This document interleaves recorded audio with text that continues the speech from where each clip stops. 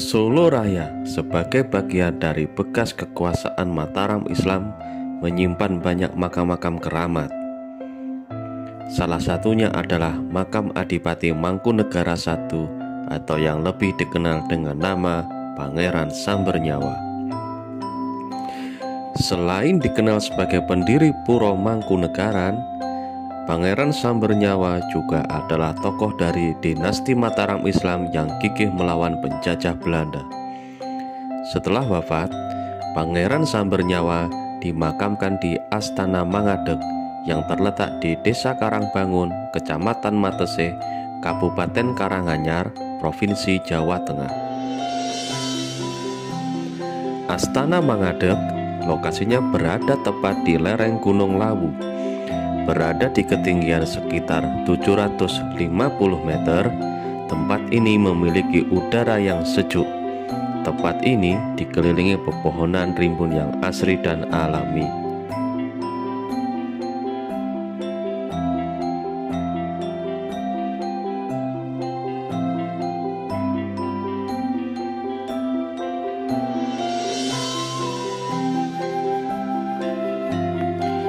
Selain Mangkunegara I, di Astana Mangadeg juga bersemayam jasad Mangkunegara II dan Mangkunegara III.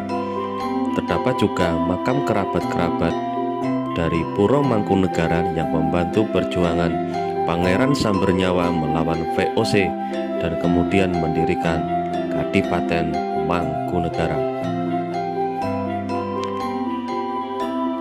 Selama hidupnya, Pangeran Sambernyawa dikenal sakti luar biasa dan sulit dikalahkan. Belanda bahkan kewalahan menghadapi Adipati pertama Kadipaten Mangkunegaran yang bernama asli Raden Mas Said ini. Pangeran Sambernyawa adalah putra dari Pangeran Arya Mangkunegara dari Karaton Kasunanan Kartasura. Pangeran Sambernyawa gigih berperang melawan penjajah Belanda. Bukit Mangadeg ini dulu adalah tempat pertapaannya. Beliau berperang melawan Belanda selama 16 tahun. Tercatat, beliau bertempur melawan Belanda sebanyak 250 kali dan tidak pernah sekalipun mengalami kekalahan.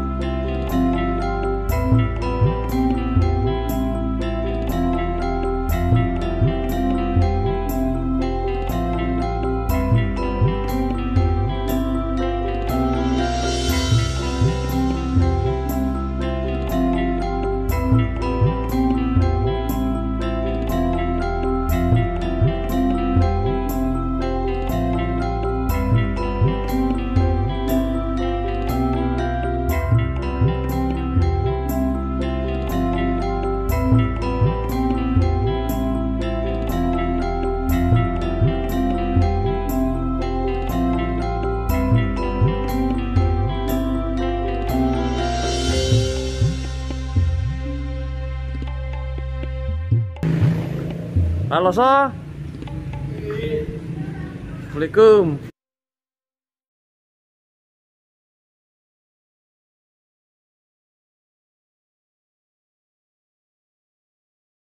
Pak Koso. Pripun kabare? Stune sehat. Lah. Kalau dia kapan nih kok ngriki lho jenengan pas mboten nganu. Kaki. Nggih. Dan iki bar ki ndak pundi. Kula mau nembe saking Mangkunegara 6. Nek kan seminggu mboten. Napa? Minggu mboten. Nggih. Nggih minggah pisan, Pak. Nggih. Nah, sensei. Kiambaan. Nggih, ya Mbak mawon. Iki tak teringisi. Nggih.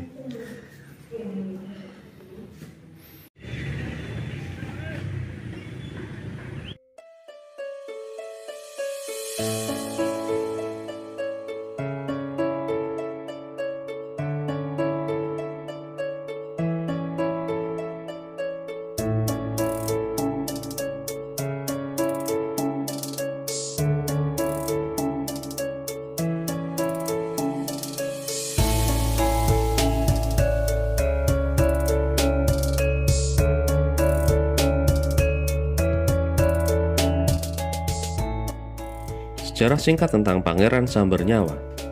Pangeran Sambernyawa berperang sepanjang 16 tahun melawan kekuasaan Mataram Islam dan Belanda. Selama tahun 1741 sampai 1742, ia memimpin Laskar Tionghoa melawan Belanda, kemudian bergabung dengan Pangeran Mangkubumi selama 9 tahun melawan Mataram dan Belanda, yakni pada tahun 1743 sampai dengan 1752.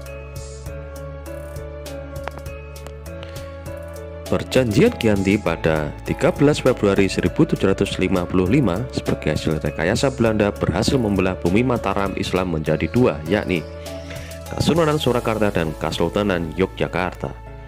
Pangeran Sambernyawa menentang keras perjanjian ini karena dirinya melihat perjanjian ini bakal memecah belah rakyat Mataram.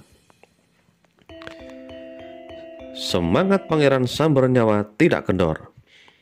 Dia kemudian seorang diri memimpin perang melawan Kasunanan Surakarta dan Kesultanan Yogyakarta. Pangeran Mangkubumi yang kelak bergelar Hamengkubuwono I adalah mertua sekaligus paman dari Pangeran Sambernyawa. Dalam perang ini, Pangeran Sambernyawa memandang Pangeran Mangkubumi berkhianat dan dirajakan oleh VOC. Selama kurun waktu 16 tahun, Laskar Pangeran Sambernyawa melakukan pertempuran sebanyak 250 kali. Pangeran Sambernyawa dan laskar yang dipimpinnya tak terkalahkan dalam perang. Melihat kenyataan tersebut, Gubernur Jenderal VOC di Semarang, Nicholas Harting, Raja Kasunanan Surakarta Sunan Pakubuwono III, membawa Pangeran Sambernyawa ke meja perdamaian. Sunan Pakubuwono III kemudian mengirimkan utusan untuk menemui Pangeran Sambernyawa yang masih sepupunya, Gayung Bersambut. Pangeran Sambernyawa menyatakan bersedia berunding dengan Sunan Pakubuwono III dengan syarat tidak melibatkan VOC. Pangeran Sambernyawa kemudian menemui Sunan Pakubuwono III di Karaton Kasunanan Surakarta dengan dikawal 120 orang prajuritnya.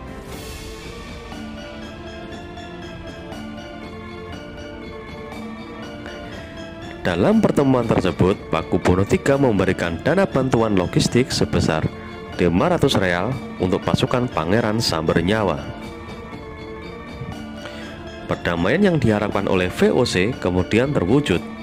Perdamaian tersebut diformalkan Sunan Pakubuwono III dengan Pangeran Sambernyawa dalam Perjanjian Salatiga pada 17 Maret 1757. Pertemuan berlangsung di Desa Jemblung, Kabupaten Wonogiri. Perjanjian tersebut hanya melibatkan Sunan Pakubuwono III dan saksi utusan Sultan Hamengkubuwono I dan VOC.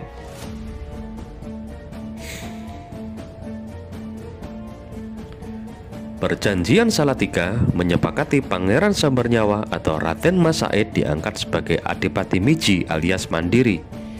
Walaupun hanya sebagai adipati, kedudukan hukum mengenai Mangkunegara I tidaklah sama dengan Sunan yang disebut sebagai landman, sebagai penggaduh, peminjam kekuasaan dari kompeni, melainkan sekedar sadar sejak dini ia menyadari sebagai raja kecil. Bahkan tingkah lakunya pun menjelaskan bahwa dia adalah raja di Jawa Tengah yang ketiga. Belanda kemudian memperlakukan Mangkunegara I dan penerusnya sebagai raja ketiga di Jawa. Selain Raja I, yakni Sunan dari Kasunanan Surakarta dan Raja II, Sultan dari Kesultanan Yogyakarta. Wilayah kekuasaan Mangkunegara I meliputi wilayah Kedaung, Matesih, Ongobayan, Semboyan, Gunung Kidul, Pajang sebelah utara, dan Kedu. Mangkunegara I kemudian mendirikan istana di pinggir Kali Pepe pada tanggal 4 Jimakir 1683 tahun Jawa atau 1756 Masehi. Tempat itu hingga sekarang dikenal sebagai Istana Mangkunegaran. Lokasi istana ini berada di utara Jalan Slamet Riyadi Kota Solo dan menjadi salah satu ikon wisata di Kota Bengawan.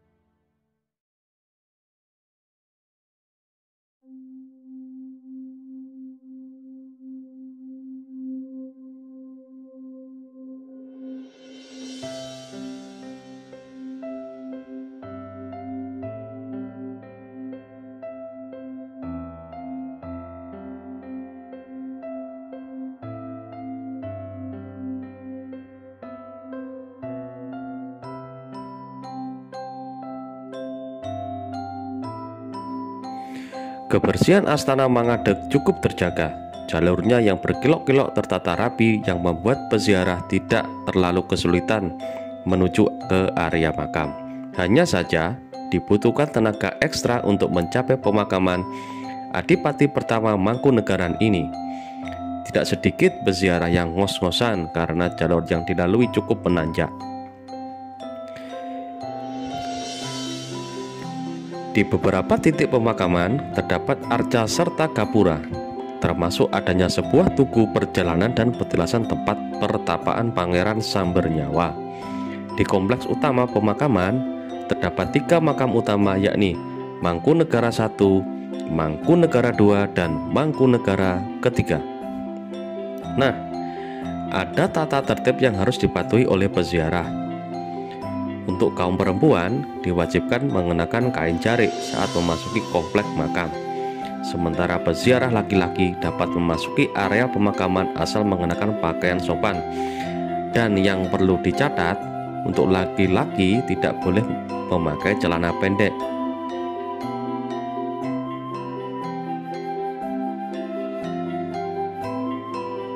Selain busana, untuk peziarah juga diwajibkan untuk salam sesuai dengan adat Jawa saat memasuki area makam.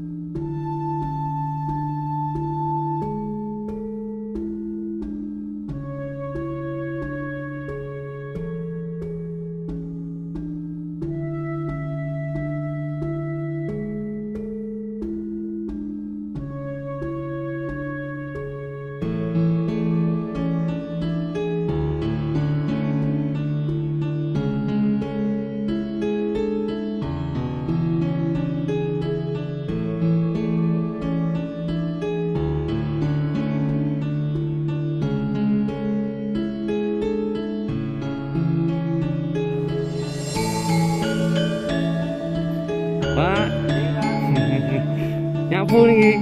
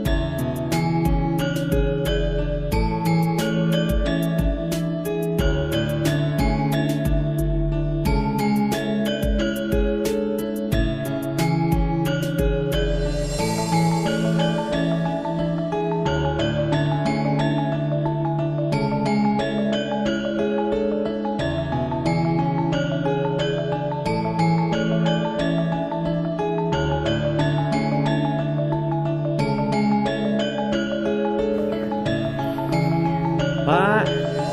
Nggih.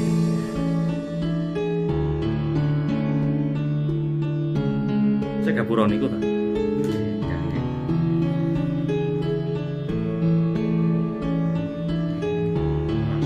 Ane niki asinten ta? Aunur, Pak.